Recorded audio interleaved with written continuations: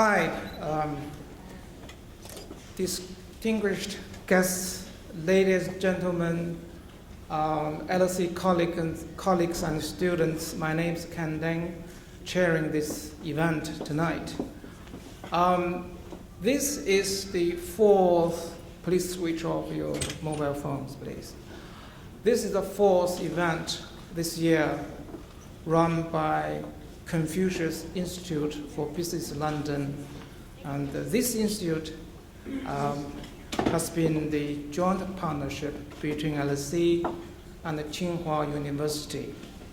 And it has been a great success so far in terms of setting up a specialized institute to enhance communication, to teach, train Chinese language, and also to run events, cultural events such as this. So we will have one more to go next month. So we welcome you to join us. Now, this is a very special event today because we are so very lucky, and it is our privilege to have our speaker, Lord Wei.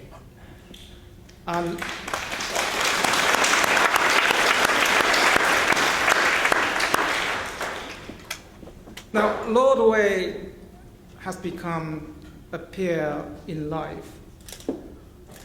Usually, a lord has the image of a lot of gray hair, a lot of wrinkles. And we know, for example, Lord Alan Sugar. He basically ran a television series. We pay £12 every month, only hearing him to say, "You are fired." So, but this is a different Lord. Lord Wei, his Chinese name is Wei Ming En Nanjue. So let's try my, Mandarin, give it a shot. You must know that this year is the 100-year ceremony or centenary sort of a year for the 1911 revolution. So most unfortunately, the Chinese abandoned their peerage and all the aristocracy in China. So that was history in China. But history continues in this country. Right. I quickly, surfed the web. I really want to know who is this Lord, so young and so energetic. And turned out that he was born in this country to a Hong Kongese parents, and his father is a pastor, and he actually grew up in a rough neighborhood in London. If I'm correct, your school is quite a tough school. It's like, not like London, but like Columbia, because students take Class A drug, and also they managed to burn down one wing of the school. And Lord Wei, in fact, was bullied for being a good student because nobody wanted to learn anything in that school. So this upbringing, very unusual upbringing, may actually become the advantage for a young man like him. I call you a young man because you are younger than some of my PhD students, for that matter. So if you change your mind, we can take you on to do a PhD at LSE, so it's not bad. Right. So then he went on, he managed to pass very tough A-level exams and become the only student from that school to enter Jesus College, Oxford, to read modern languages. So he's fluent in French and German. Now he goes back to an ancient language, Chinese. So he strikes a good balance for himself. So indeed, it gives me, the Americans will say, it gives me the great pleasure to welcome Lord Wei and give us the speech.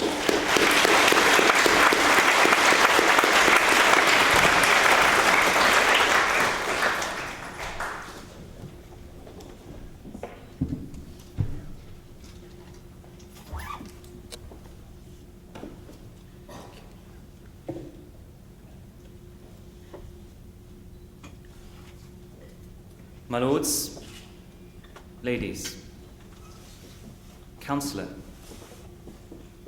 ladies and gentlemen, welcome to the inaugural Michael Chan Memorial Lecture, which has been established for 3 reasons.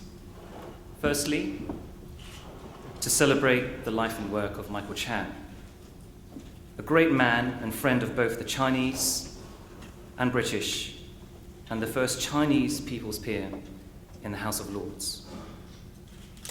Secondly, to allow us, as Chinese, and those who love Chinese culture in our adopted land, Britain, to give an account, a state of the Union, a state of our present community, and to take stock of how far we have progressed in this country.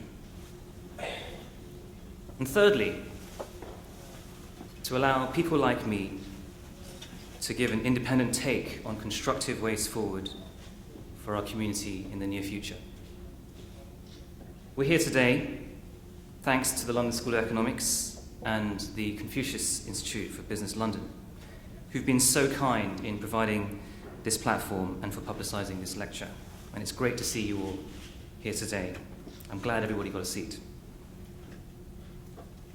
And we're here today and honoured to be in the presence of Lord Chan's widow and daughter, who graciously have allowed us to commemorate his work, which I know has been such a huge part of their lives as well.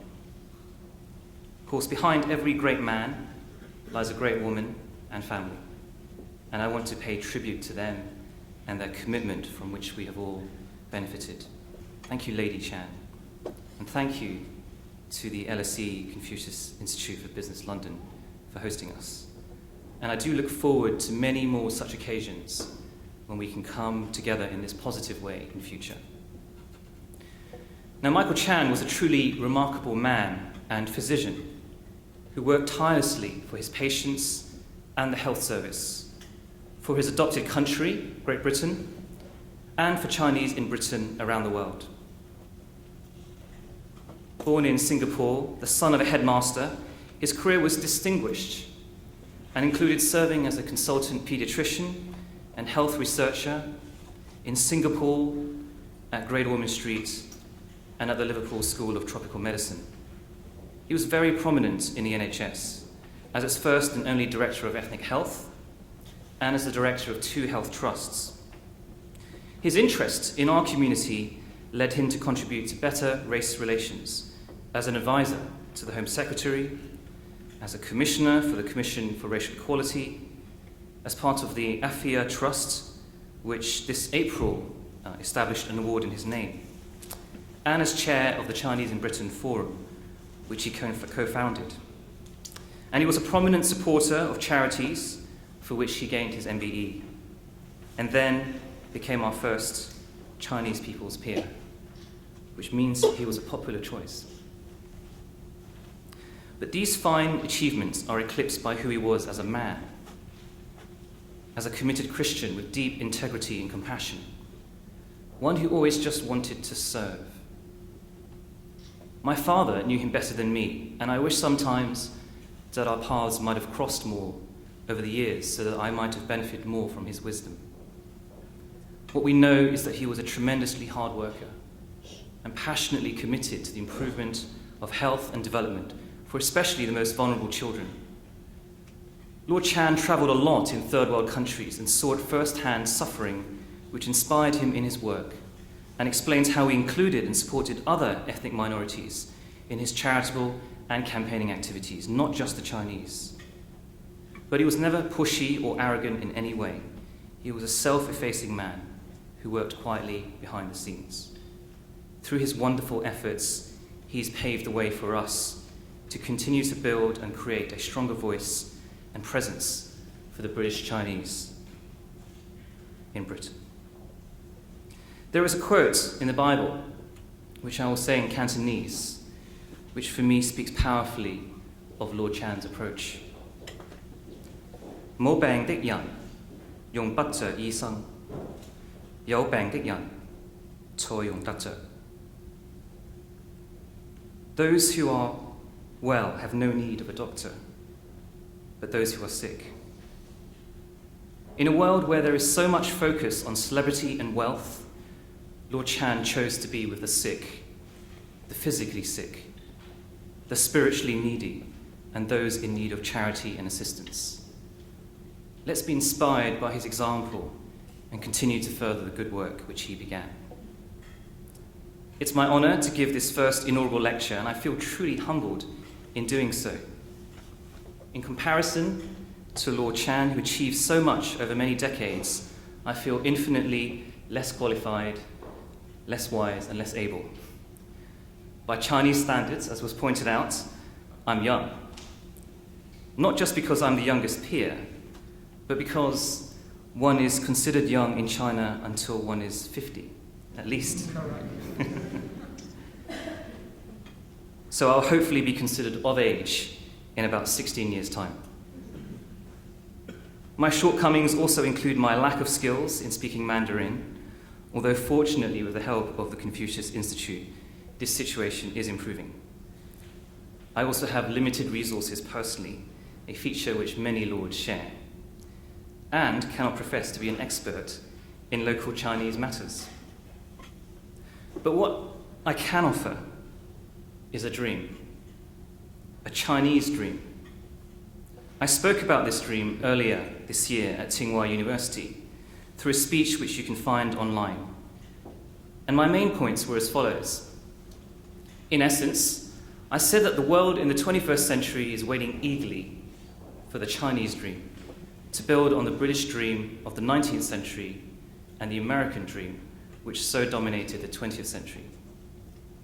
That such a Chinese dream could be about harnessing, as China develops, her wealth and influence as a force for good, through more sustainable business, through philanthropy, through social entrepreneurship, to address the many social and economic problems we face and will face in the coming decades, both as Chinese and non-Chinese. I spoke of a dream that might enable Chinese people over time to peacefully win further trust and respect around the world. I also said that if we do not articulate such a dream, that it would sadly not always be defined positively, especially in the West.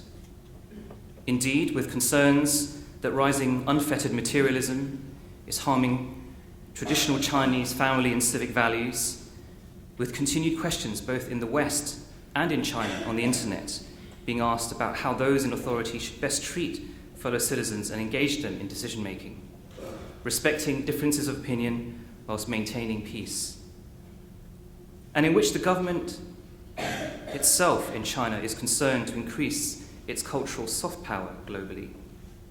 This is a time for deep soul-searching about how Chinese people want to act morally as China's economy and society matures, and about how we want to be seen externally. This led me on to say that there is an opportunity now for all Chinese to build together a positive Chinese dream. Not just one modelled on the 18th century and before, though we must never forget China's great history and civilization, but one which expresses our current and future values in a 21st century way, ones that are about sustainability, about community, about respect for differences in culture. Over time, the symbols of this dream will emerge both inside and outside China, just as white picket fences and Coca-Cola did for the American dream, and the royal family and red postboxes did for the British dream. Perhaps such symbols for the Chinese dream might include some ultra-affordable technology that changes the way we use resources, or cooperative-based ways of sharing the task of caring for and empowering our elderly, or a new global standard for currency based on all those of all nations rather than just one, that is better able to flex to the needs of individual markets and territories.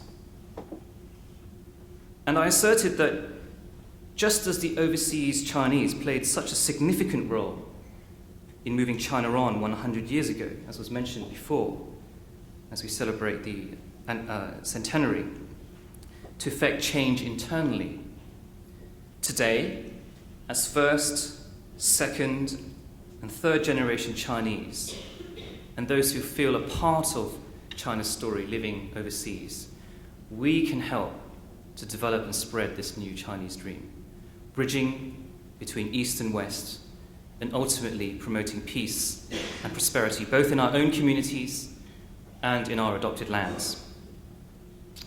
A question must now surely spring to mind. How can we, in the UK, see ourselves in this light, developing and spreading the Chinese dream, helping ourselves and our fellow British neighbours, particularly when we already face so many challenges and obstacles as a community?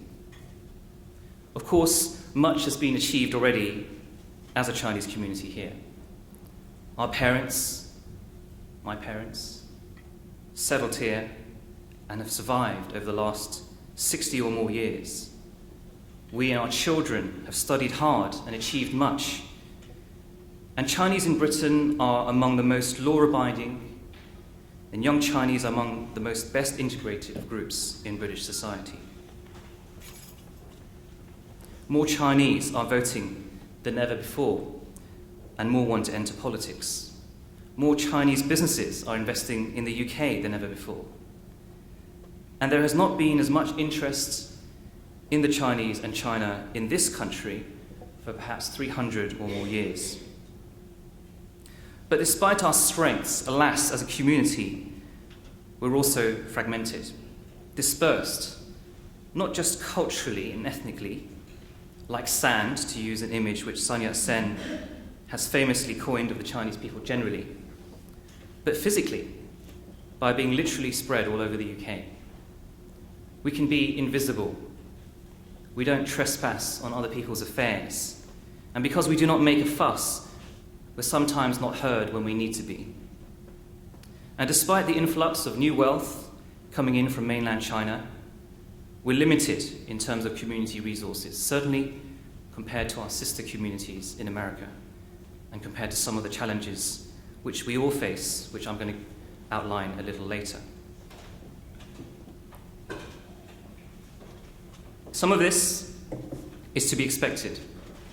It can be argued that the American Chinese and other ethnic communities have been around longer and have had more time to come together to collaborate, become more influential, and become more established. And I've observed that the first generation of migrants tends to focus rightly on survival, running a business. Then the second on education and professional achievement. Often, it's only the third generation that feels the confidence in their adopted land to stretch their wings and pursue a less conventional path, whether in politics or diplomacy or the arts and media or in other areas of societal leadership. My parents were professionals. They trained as teachers, which may be partly why my own path has been what it has been. And I foresee a day when many of our children and young people, mine and yours, will, whether we like it or not, go down unconventional paths as they make their way in their adopted land.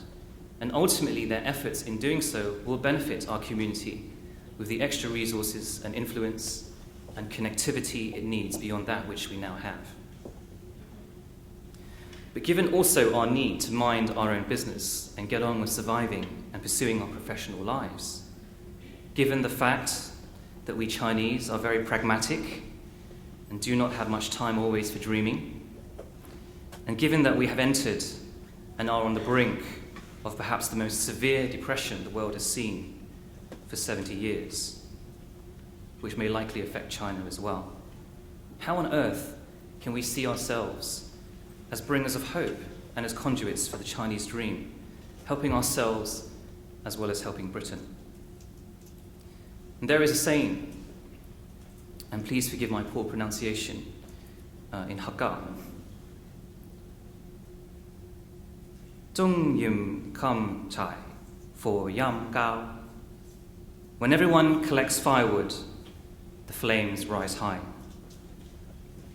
There have been many more talented people than I who've tried to bring the Chinese diaspora together as a whole for the betterment of our communities. Some have succeeded, and others less so. I do not purport to do so now, but the simple truth is that today each of us has something to bring, to offer, some firewood, which if combined with that of a few others, can allow us, despite limited resources, I believe, to not only tackle some of the challenges we face, but also to contribute to addressing issues common to all who live in Britain. My generation, the British-born Chinese, has professional skills and energy, if not always local knowledge or resources. Many of the mainland Chinese and their companies bring resources, but do not always have local knowledge or local skills. The first generation and many local Chinese groups have very local knowledge, but could benefit from more resources and professional skills.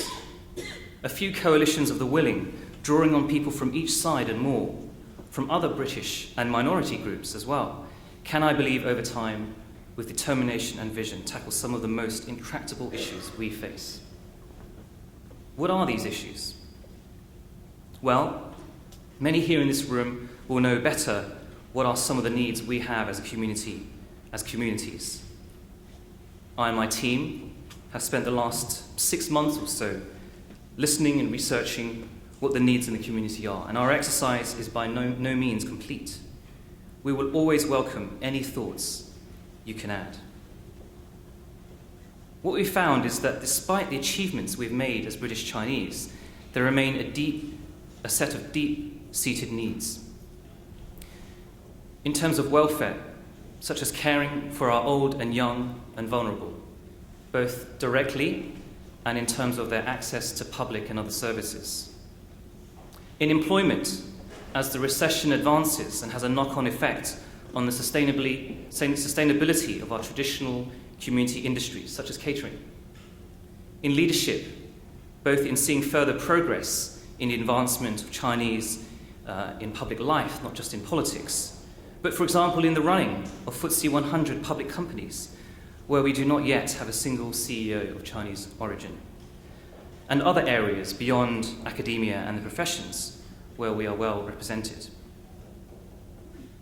In improving the perception in the British media and among the general public, not only of Chinese people in China, but also of Chinese living, working, or studying here. In addressing the gap in the knowledge of British people generally, and of opinion formers of China and of the Chinese people, as shown by the fact that 120,000 Chinese come to study here in the UK from the mainland every year, but still only 4,000 from the UK go to study in China. These 5 interrelated areas seem to me to be the ones that need addressing most urgently, in ways that will not only benefit the Chinese community, but also the wider British community as well. For example, in developing sustainable jobs, not just for our community, but for everyone. Leaders who are not just British Chinese achievers, but bridges between East and West. Welfare, which benefits our old and young and vulnerable, but also those who are non-Chinese, and so on. Leadership is undoubtedly a key starting point because it can provide the impetus and vision for tackling every other issue.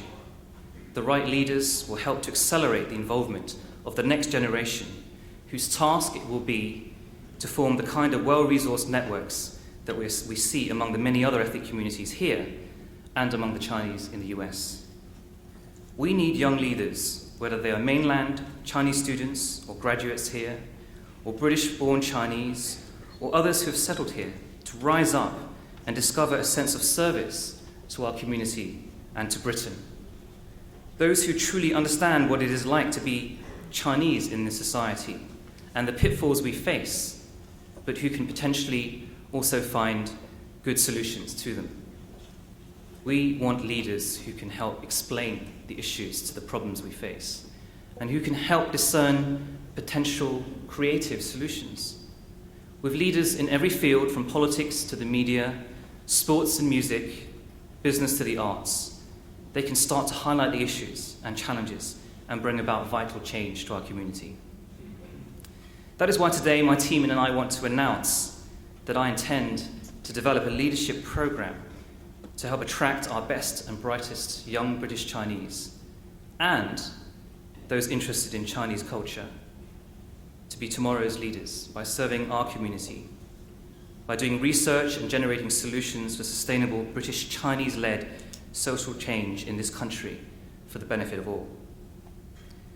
These young Chinese potential leaders will benefit from harnessing the resources, skills, and knowledge of mainland Chinese, British-born Chinese, and the first-generation Chinese, as well as, of course, non-Chinese, and will benefit from access to leaders of British society who will mentor them to the top.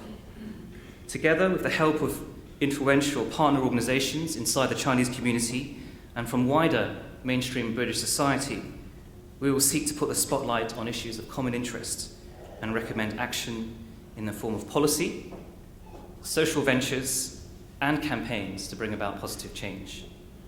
The aim throughout will not be, and let me be clear about this, to create yet another Chinese representative body, but to facilitate collaboration around tangible action and issues. To be self-sustaining as early as possible, so as not to draw away valuable resources from worthy local Chinese causes, but to help bring resources into the community from outside in the form of funds, skills, and networks, so that we can create jobs and bring in investment, particularly from China, for Chinese and non-Chinese, so that we can build better trust and understanding in our media and entertainment industries, so we can find ways to address the imbalance of students and those who understand Western and Eastern cultures respectively, and so that our vulnerable, elderly, and young are properly and sustainably looked after. Now, more details on this initiative will follow, and I sincerely hope you all can be part of shaping this and making it a reality. However, I'm of course realistic, and I know that one cannot carry every grain of sand, only work with the little sand that you can bring together, mix it in with other elements, and maybe make concrete. And indeed, to make this a concrete reality, we're going to need help, sometimes from unexpected quarters. Firstly, I need your help. I'm only one man, and the truth is none of the above can be achieved alone. But if we can do some of it together, we may be able to become more than the sum of our parts. Lord Chan almost single-handedly created an opening through which we can now pass to gain further entry in society, and so that we can play our part. I, for example, have not got strengths in fundraising, lobbying, or community politics, but my strengths are in creating leaders who can deal with these areas, and in helping them develop ventures and initiatives, which in turn can bring about change. Others may be able to lead in areas in which I'm not strong, and I look forward to working with them for the benefit of us all. Secondly, we will need help from other ethnic groups, such as those who are from Indian or Jewish, South American or Black communities. This leadership program, over time, I hope, will develop strands with other ethnic participants, as well as serve their communities in similar but tailored ways, whilst also allowing from us to learn from each other and so to share resources. If this sounds alien, then let me ask you this. If anyone in the world can become an honorary American or Brit and share in the American and British dream, how long before we make it possible for others to become honorary Chinese and to share in and help shape and be part of the Chinese dream? Or is being Chinese only about the way we look, our blood, our clan? Finally, we will need help from the world of business. I don't just mean for sponsorship. One lesson I think we can learn as Chinese from the West is that increasingly the worlds of social and charitable action and entrepreneurship are converging. Here, in Britain, we seek to make our charitable activity more sustainable through social enterprise, and our business activity more socially responsible in the way we use it to minimize harm and maximize benefit to the planet, to people, and to culture. My own life has involved a mix of business, charity, and both together, and I'll make no apology for seeking to bring both sides together. It is not wrong for a charity to make money to help it use its donations more effectively and be sustainable, as long as the profits are used to serve its mission. It's not wrong for those who do much for charity to make a living as well separately in business. It's not wrong for business to seek to improve its relationship with the community and its reputation to support society. By bringing together both business and charity in creative ways, we will be able to use the limited resources that we have to better harness the skills and distribution that businesses have, and to hopefully encourage better and more responsible business through the influence that charity can have on business practice and innovation. We could spend the next few hours, days, months, and years discussing what I've outlined in depth, as can be tempting when we come together. And no doubt it is important to consult and discuss. However, I believe the time has come for us to act. Because through action, we build trust, momentum, and learning. Through action, we can refine and make progress in ways which can be difficult through consultation and talk alone.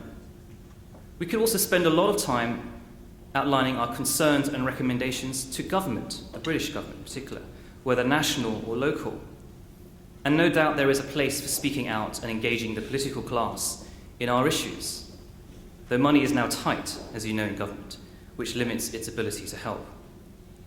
But nothing speaks louder than action.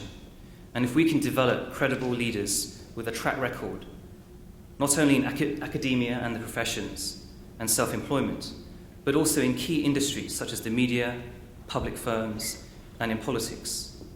And if we have well-researched analysis and piloted solutions to offer, and if we found ways to address many of our issues sustainably, first of all with non-governmental resource, then we earn the right to speak and to be heard on whatever issue we want to discuss. We could also spend a lot of time thinking about who should be credited with doing what, and also thinking about what is in it for us if we get involved. And of course, altruism and self-interest can be a better motivator to action than altruism alone.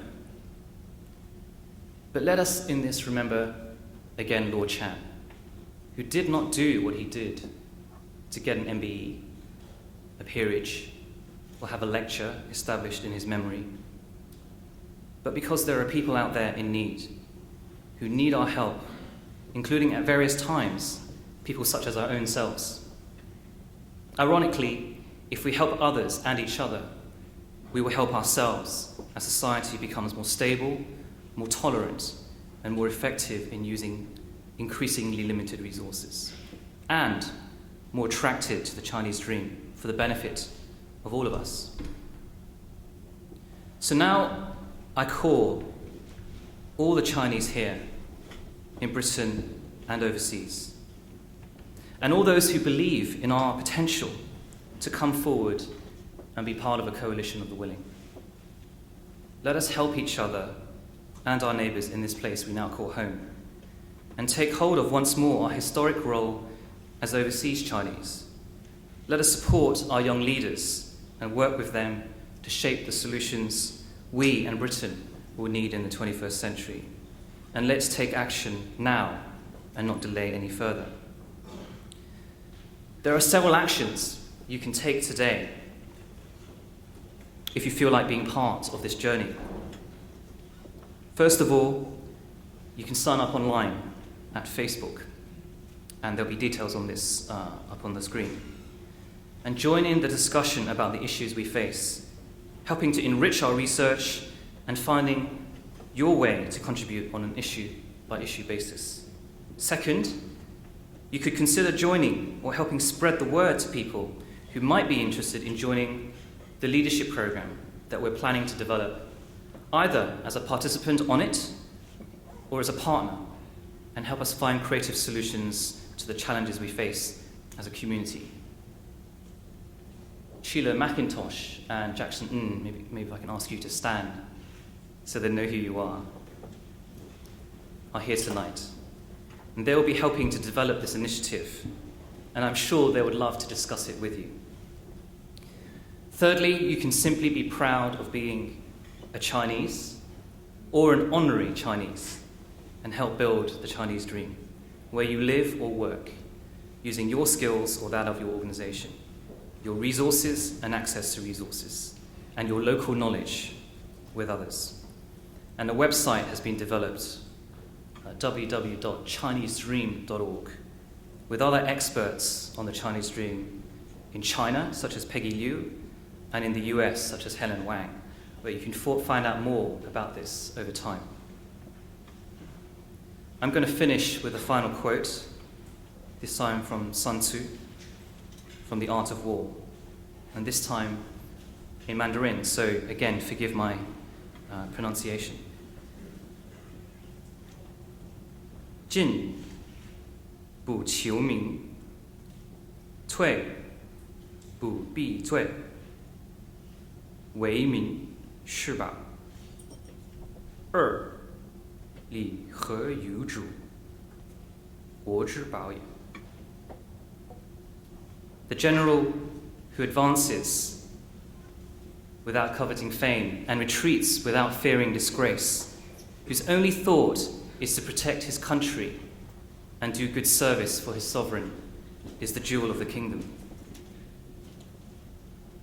May we each be like this general, seeking to protect our country and our culture and values, both of the country which we've now adopted and in which we are fellow citizens, as well as the country of our forefathers, and do good service, not just for our leaders in the UK and China, but for more importantly, the people, both Chinese and non-Chinese. May we all live in our own way, as Michael Chan did, as people's peers, as friends of the British and the Chinese, and help build on his legacy, a British-Chinese legacy to be proud of in the decades to come. Thank you.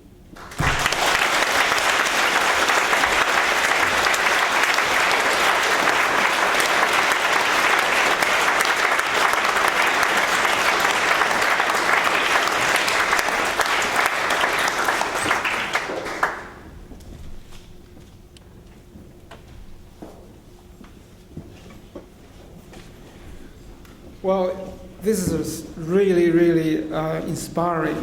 In Mandarin Chinese, we call it 语重心长. Well, what we have heard is words and passion and vision, and also a lot of Chinese dream and hope from the most senior politician of Chinese origin in this country and also in the entire Europe. So I can feel that not only you have a lot to do, you certainly expect us to join you in this pursuit, the pursuit of Chinese dream, which is the alternative to the bygone British dream, the 19th century, and the American dream of the 20th century. From your talk, I can see that your vision really has come from your hard work in the past decade.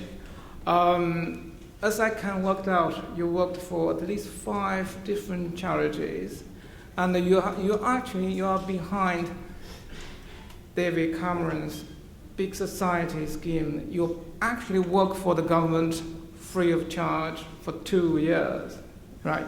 So this is kind of heavy lifting, which really, when I read your CV, inspired me so much. Right? The Chinese has been, as a culture, overshadowed by the rise of the West. Now it is time, perhaps, China join the mainstream, not only economically, but also in terms of ideology and the values. So in that way, we probably can get the best of two worlds, the best from the West and the best from the East.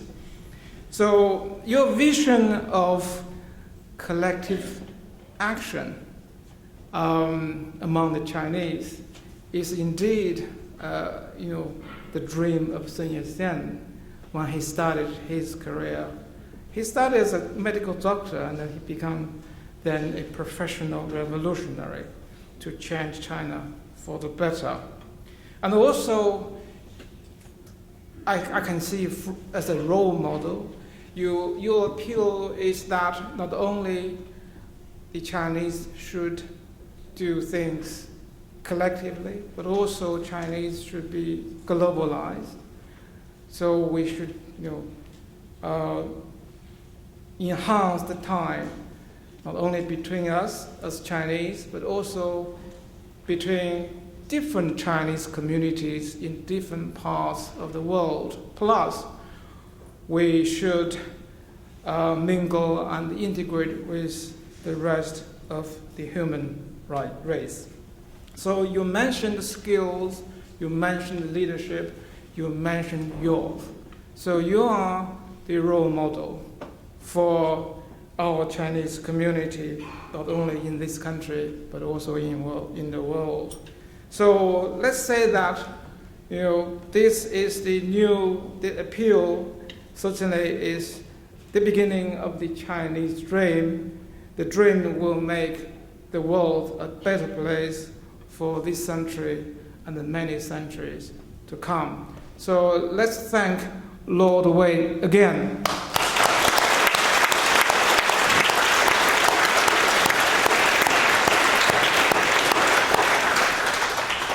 Right.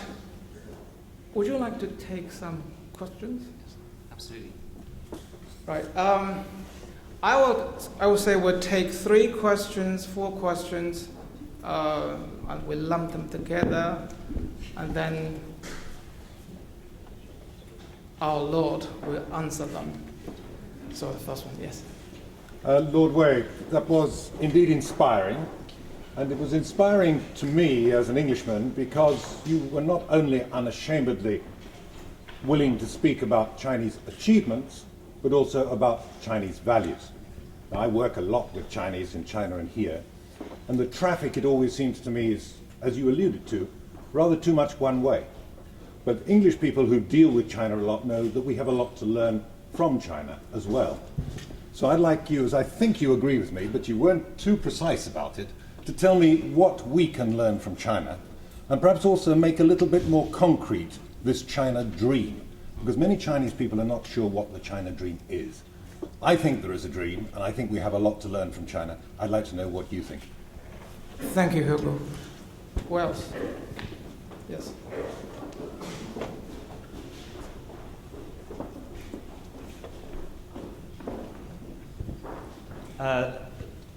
Hello, my name is Harry Queenborough, Chairman of the London branch of the China-Britain Youth Association. I'd like to share thanks to Lord Wei and his support team Jackson, and also thank you to Dr. Liu Hong at the Confucius Institute for hosting this event. We at the China-Britain Youth Association believe in fostering interaction between Britain and China at the youth level. So my question is, what do you believe is the role of youth in fostering greater relations between Britain and China? Thank you. Yes. The gentleman with the jacket, leather jacket. Thanks. David Say from Chinatown Art Space. My question really is, how can we collectively galvanise young British people to actively participate in both the arts and politics, so that we collectively raise our public profile. I think that's the key ingredient to mainstreaming in this country, is encouraging the next generation to more actively engage, and what kind of strategies could one develop to encourage that? One more from a student. Okay, yes.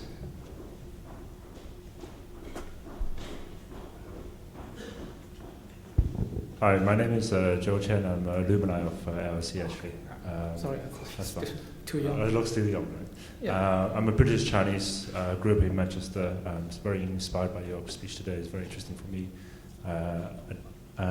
For my question right now, maybe a lot of the students here or alumni from LSE are interested in, is that a lot of us are thinking about pursuing our Chinese dream in China and not here in the UK. And for me, being in the UK for 20 odd years, coming from Shanghai, I feel London or UK is my home. I used to work in civil service at the Treasury, so I have a lot of feelings for this place. However, I would say 80 or 90% of the alumni here will be going to Hong Kong or China after they graduate. So maybe you cannot disagree with me. So sorry, what was your question again? So what do you feel like? Would you encourage more of the Chinese students or alumni to stay here in the UK, to blending more in pursue our Chinese dream in the UK, or pursue our Chinese dream in China? Okay, so China, UK. Right, my lord, it's your turn, yeah? Okay. I'll start with there are really two questions about youth, weren't there? So one was from the gentleman over there. I've been working and talking a lot to organizations that are looking to promote better relations and more exchange between young people in China and the UK. And it's essential that we do this. As I said, there are only 4,000 students who go to China every year to study. And I would much rather this could be increased to something like 20,000. I think in the US they've got a target of 100,000. So if you work the numbers, we should certainly be sending more people to study there and to learn about the culture there. And anything that we can do to encourage young Chinese and young British to see each other's countries, I think is really invaluable. Because really, at the end of the day, until you go there and you see with your own eyes what is happening, how fast things are changing, and what China's really like, it's very, very hard to really understand from here. And the more young Brits go over there and see what's going on, I think the more both opportunity that will create for themselves and for Britain, and the more understanding we'll have. So I really applaud any organisation that's wanting to do that. In terms of how we engage, I assume, young Chinese in arts and politics, I think there are a number of things we can do. And one of the first bits of research I'd like to do with these young leaders that I myself am looking to train up is to understand that whole area better and see what inroads there are that can help. Indeed, some of the young people on it may actually want to go into arts and politics, and the mentors that I'm looking to recruit to help them to further their own careers could be from those sectors. Many young Chinese today have a good education, they may have money, but to truly break into the top levels of British society, you need more than that. You need networks, you need to know people. And so to have good mentors and to be supported in your journey is very important. And ultimately, if we can get more people in the media, the arts in particular, then ultimately that's how we'll build better understanding between Britain and China. The British, from my experience living here, we understand culture through people, through personalities, through celebrities, through comedians. So those are the kinds of people we're also going to have from Chinese origin in British society to help explain what's going on in our culture and to help British understand generally what's going on.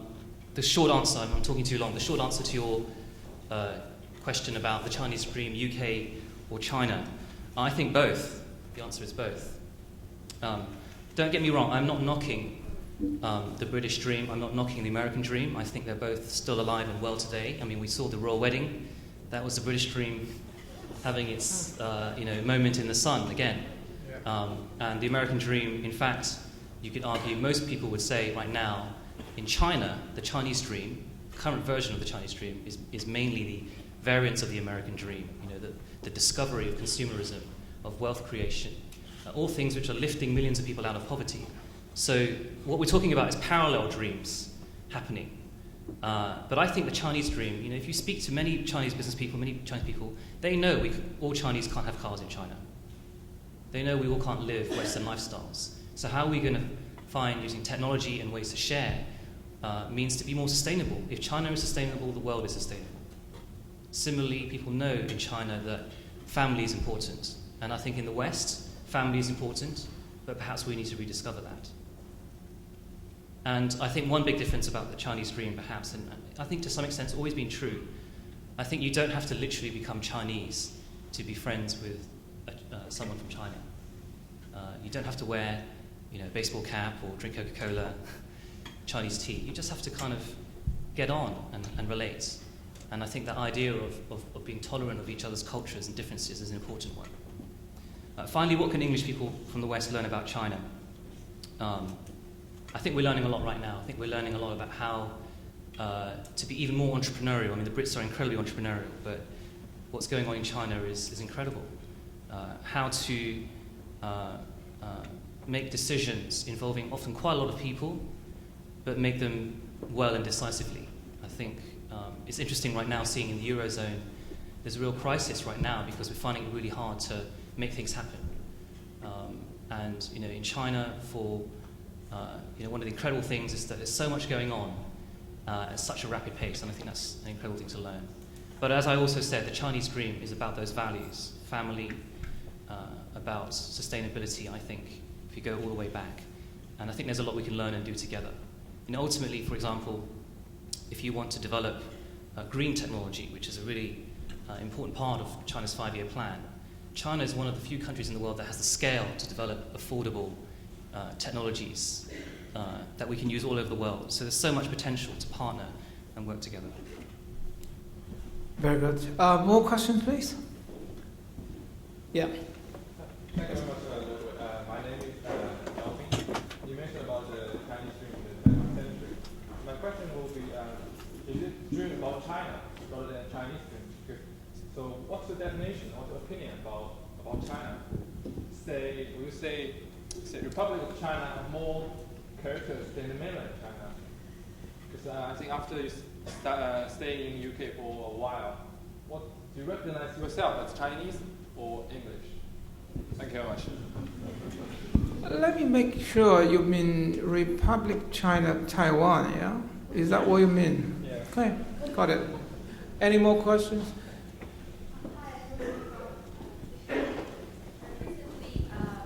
I read an article on the issue of the world diaspora in the economics. So as a member of the House of the Lords and the British Chinese as well, what is your attitude towards this phenomenon?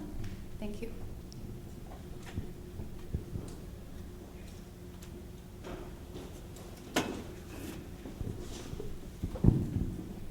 Thank you. First of all, thank you for encouraging us with a beautiful Chinese dream. As we are Chinese, are all proud of our Chinese culture with 5,000 years civilization. And we really would like to share this with the world. So my question is, we're all proud of Chinese economic growth, which is a miracle to the whole world. But we also, unfortunately, witness the different direction of the moral standard.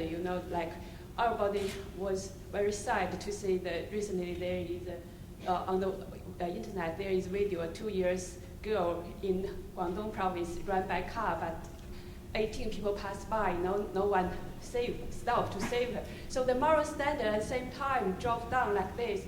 So we are losing the most beautiful part, traditional Chinese culture. So my question is, in your Chinese dream, what is the role of traditional Chinese culture? Just now you mentioned sustainability and entrepreneurship. as we know, the core of Chinese culture also include like the respect for the heaven, 天人合一, the harmony with nature, respect to the heaven. Those kind of very basic values, to be good to others, goodness rewarded, badness punished. So all this value has been lost in China with the modernization, with the economic development. So how we can also make up in this regard to make all the people in the world really respect the true traditional Chinese value. Thank you. The gentleman, the second row. Yes. Yes. Yes. Lord Wei, thank you very much for a very inspiring lecture. My question is a very simple one. Does your very inspiring Chinese dream draw any analogy with the dream that's often quoted in the West by Martin Luther King, J.F. Kennedy, and the present President of the United States? Thank you. Well, the last one, this gentleman, the front row. Thanks. Hello, Lord Wei. I also share your Chinese dream, and during your lecture you talked about some of the lessons that we can learn from some of the UK's more established communities. Can you talk a little bit more about that, and also how confident you are of our ability to replicate some of their success? Okay, this is the second round, my lord. Yes. I'll try to be more concise this time. Sure. I think the article that was mentioned before was recently in The Economist, and my team and I were incredibly excited about it because we've been thinking about these questions for several months, and it just happens that it's starting to hit the mainstream thinking, And I think we shall see how the present global situation and crisis unfolds. But I think we're entering a period when the world is becoming multipolar, if you like, where there are going to be different powers. And in this period, there are other periods in history that were like this, particularly the Middle Ages. And if you look at the Middle Ages, the most important factor in the Middle Ages was the city. People all over the world then would go to the city, and the city was where things happened because, large parts of the world were not covered by, say, the Roman Empire in that moment. So I think now we're entering a period when a lot of the interesting stuff is going on at city level. So it's really interesting to follow what's going on, with Boris Johnson, or in Shanghai or Hangzhou or all these different places. That's where a lot of the action, in fact, that's where a lot of the growth, economic growth in the world is now happening in cities of over 1 million people or more. Within that context, which are the people that are some of the most interesting people who are driving a lot of this growth? It's diaspora. It's the Indian that travels back between India and the UK and America, and it's the Brits. I met a Brit today who literally last week has been to Australia, America, Canada, China, Africa. These people who travel a lot, who see themselves as part of multiple cultures, are going to be driving economic growth in the world over the next few decades. And so to the extent that this humble leadership program and the work we want to do here in the UK can connect with all of that that's happening and bring opportunity and wealth to all of the countries within those city networks, I think that's a good thing. Particularly at a time like this, when we need hope, at a time of difficulty, maybe diaspora can be, as I say, a source of hope and a source of resource, and not just seen to be always perhaps outsiders. Secondly, I think, as I said before, that there are questions being asked, and not just within China, but also in the West, about the limits of the consumer model. If everything in life is just about making money, just about building this or that road, just about getting ahead yourself, will we all be happy? I'm not sure Sun Yat-sen himself, whose aim was that Chinese people would be happy and people all over the world would be happy, would say that's necessarily the case. Yes, we need growth. We need people to have jobs. It helps them to get out of poverty. But we also need to care about people. We also need to have compassion. We also need to have strong society and family and community links. And I know there's a lot of work in China to do this. The government has put a lot of focus, recognizing that that's a challenge. In the UK, still, and 10 years ago, or over 10 years ago, the Jamie Bulger case, again, shocked British society. This is not something that's unique to one country. And especially at a time like this, we're going to need to pull together and help each other, because the money isn't just always there as it was before in the past. So I think it's very important. Is the Chinese dream inspired by JFK and the President Obama? I think all I'll say on that is that in each age and in each country, you do need hope. You need to be realistic, and you mustn't build up expectations too high, but you also need something to aim for. And I think in America and in other countries, different people at different times came and they said, yes, we can get ourselves out of this mess. Yes, we can work together and we can help those around us. And to the extent that that's what they stood for at the time, yeah, I'm supportive of what they do. But I would not say that necessarily means the Chinese dream is the same as the American dream. I would say there are elements of the American dream, the entrepreneurship and so on, which you can already see in China. You can see there are KFCs all over the place, and there are entrepreneurs, billionaires everywhere. I'd like to see also more Chinese dream, these values that I spoke about. I think that's it. One more. Am I Chinese or am I English? Well, you know the answer to that. I'm both. I do say, I think, to those Chinese who grew up here, who feel probably more British than Chinese, it's a good thing to get in touch with your roots. And this is not true whether you're Chinese, it's true whatever culture you are. Because you'll learn more about yourself, and you'll learn more that will help you in your life. I could put it a bit more humorously. I fear if those of us who are British Chinese don't learn Mandarin in the next few years, we'll find in our place of work, in our office or wherever, that a British person will be speaking Mandarin to your clients. And for Chinese, shame is no better motivator to learn something. So. That's absolutely right. One more question? Anyone from the balcony? Okay, one, yes. Microphone, please. The gentleman, third row, please. Yeah. Hello, my name is Dean. My question, and it's along the lines of somebody else's dream. Well, it's everyone's dream. A man named Martin Luther King had a dream that we'd all live together in harmony. My question is, what could you do to tackle racial hatred towards Chinese and racial hatred from Chinese towards other cultures? Right. Shall we call yes?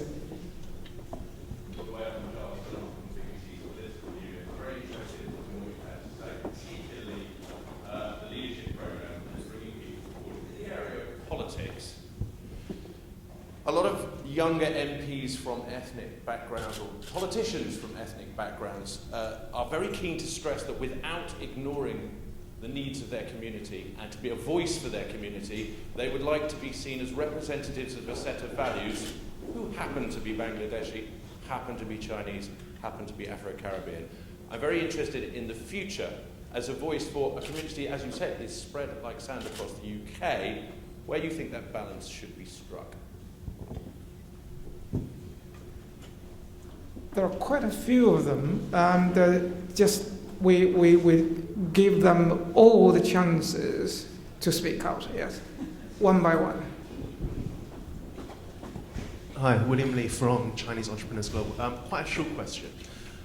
You've also obviously talked about the Chinese dream, and there's an increasing amount of academics who are writing about the Chinese dream. But what I find is that it's not written about in concrete terms. So my question for you is actually a really simple one. Is, in your mind, what is the Chinese dream? And how do you see it changing? Because we talked about today how we can define the Chinese dream. Move on, yes. Pass on. Thank you. Good evening, Lord Wei. My name is Lei Wen, and I'm a Chinese student. And I love this place ever since my plane landed at Heathrow Airport. I just want to ask, in what way for Chinese students in Britain to pursue or help build their Chinese dream in Britain, even if they do not have a post-study work visa? Thank you very much. Well done. Lady in red. Lady in red. Lady in red. Lady in red. I said. Okay, well. Hi. I have a question. I just wonder whether the Chinese stream include something like what Ai Weiwei and Chen Guangcheng stand for, and also the Chinese stream of being China a democratic country rather than a tyranny country, because a lot of people have been killed for their basic human rights. Lady in red, yes. Lord Wei, thank you for your speech, and as a German who grew up in China, I also thank you for the concept of honorary Chinese. My name is Mireia Linton-Grotz, and my question is just what steps you would recommend to encourage social entrepreneurship in all of the communities, both in China and in the UK. One more, the last one, yes. Hi, I'm an Oxford alumni as well. I'm currently working as a doctor in the NHS, and I see every day all the deprivation and the troubles that people go to. I understand you what big societies are, and it's all very well having all these initiatives and so forth, but again, like Jesmond asked earlier, what concrete things do you actually do that you're trying to aim at? It seems a bit unclear, a bit muddy. Great, my lord, they are getting their money worth, right? So, go ahead. Absolutely. Well, the lecture was free, I think, so Yes. I don't know what that means. Yeah. Let's start with Martin Luther King and harmony and racial hatred. I think one thing about both British culture and Chinese culture, which I admire, is relationships. Relationships are very key to the culture in both East and West. And ultimately, I think one of the ways in which we can reduce racial hatred, obviously including all the work you can do around legislation and around kind of hard means to intervene, is for people to know each other. It's very, very hard. I remember when I was at school, and I actually didn't experience that much racism towards me personally, because the people who were racist would always talk about them, but because they knew me, they, even though them included Chinese, they didn't really mean me. I was somehow different. And I think therefore, if we can get to know each other better and build friendships and relationships, not overnight, but over time, I think potential for racial hatred can deteriorate. And again, if through the leadership program, some of the research that's published, we can build a better awareness, for example, in British society of the contribution that Chinese make in terms of jobs, employment, and so on, then I think we'll have less misunderstanding and less room for racism. And if more Chinese people, as I know many are now going and seeing the whole world and seeing all that it has to offer and learn about different cultures, again, I think that may change attitudes. The point about politicians from ethnic backgrounds trying to balance between their home and other values, I think the only real answer, I mean, that's a really big question that deserves a whole session on its own. My preference is to take the best from both cultures. I think there are values from Britain which are wonderful, and there are values from China also which are fantastic. And really, I really believe this, moving forwards, if we are to have peace in the world, if we are to continue to grow and to thrive, we're going to need the very best of both sets of cultures. So that's where I come from in those terms. In terms of Chinese students, and especially if they don't have work visas, I'm fortunate that I don't work for the government now. I'm a peer in the House of Lords, albeit on the Tory whip. And I do think, and there are many in my party who do think, that we need to think very carefully about the implications of some of these visa restrictions. Obviously, there has been, because of the link with Europe, a lot of immigration over the years, and people are naturally upset in certain communities about that issue. But we must be careful not to knee-jerk, in my view, and throw the baby out of the bathwater. At the very time that we need more economic growth, we need to have people here who are willing to work hard and create jobs. And I know for a fact that many, many Chinese entrepreneurs who are here in Britain are creating jobs, not just for Chinese, but for Brits as well. I'll give you one example. A chap called Wing Yip, who runs a number of Chinese, he's kind of the Chinese Tesco of Britain. he gave me a tour of his supermarket, his massive supermarket, huge hypermarket. And we went round, and there were Chinese, obviously, at the tills, who were engaging with many of the Chinese customers and Western customers. But then we went all around his complex, the offices, the warehouse at the back, and pretty much almost everyone else was British. And that was a relatively poor area where he was creating jobs. And I was so proud of him, because here's a Chinese creating far more jobs for Brits, non-Chinese, than for Chinese. And I think that's something that we can continue to do. Concrete terms, what is the Chinese dream? Well, I set it out very clearly. The Chinese dream is about Chinese people and non-Chinese people who care about Chinese culture, helping to take what they have, resources and wealth, to solve problems in the world today. Whether that's at a very local level, in your own community, or globally, to do with many of the global issues that we face. It's about saying China can help, Chinese people can contribute. In concrete terms, you'll mainly understand it through symbols. All these dreams, the American dream, the British dream, you understand it through, what was that feeling we had when we had the royal wedding? I couldn't quite describe it, but it was good. And it made me feel pretty good towards the British people. And I think there are going to be symbols that evolve, that Chinese innovators, entrepreneurs, social leaders will create that allow us to engage with that idea of Chinese being people who can help, and you can help make the world more sustainable, more family-orientated, community-focused, more tolerant. That's what I'm talking about. And of course, it evolves. The Chinese dream of 300 years ago with the Ming and all the artifacts from that era, it's still alive today. And the West was very interested in China in that era, the Orientalism. People buying vases and all kinds of symbols that represented the Chinese dream then.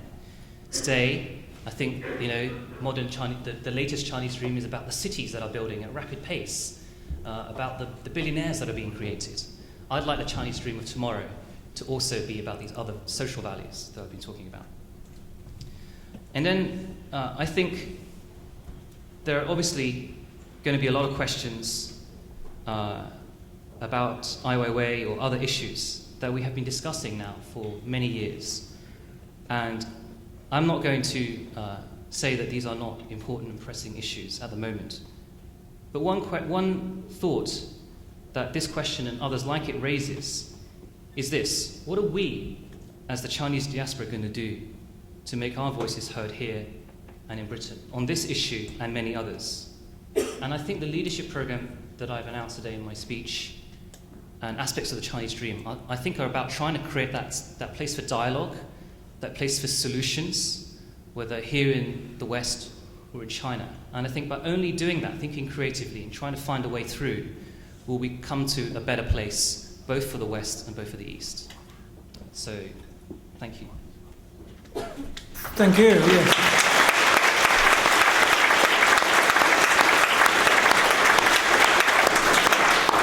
Well, I think we basically run out of questions. So on that note, I would like you all to join me to say in Mandarin to Lord Wei, 谢谢. Wonderful.